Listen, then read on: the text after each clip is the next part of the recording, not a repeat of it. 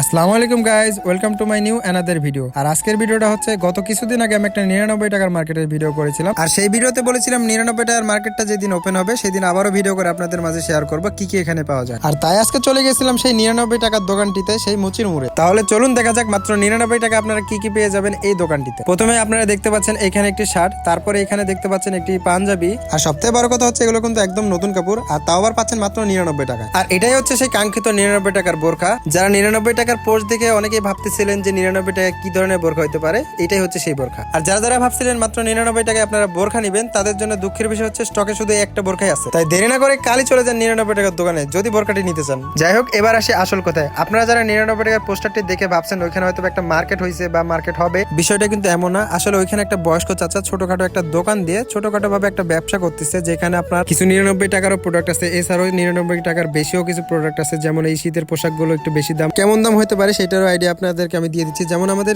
মসজিদ মার্কেটের সামনে যে অনেকগুলো শীতের পোশাকের দোকানগুলো বসে বা ফুটপাতে যে দোকানগুলো বসে, সেখানে যে রেটে পাওয়া যায় আপনারা এখানে আসলে সেই রেটে পেয়ে যাবেন। আর আমরা আসলে 99 টাকার মার্কেট হিসেবে যে ধরনের কল্পনা করছিলাম আসলে এটা ওইরকম না। আর আজকের ভিডিওটা ছিল এই পর্যন্ত। দেখা হচ্ছে আবার নতুন কোনো ভিডিওতে। ভিডিওটি ভালো লাগলে অবশ্যই লাইক কমেন্ট শেয়ার করে পেজটি ফলো দিয়ে পাশে থাকবেন। আল্লাহ হাফেজ।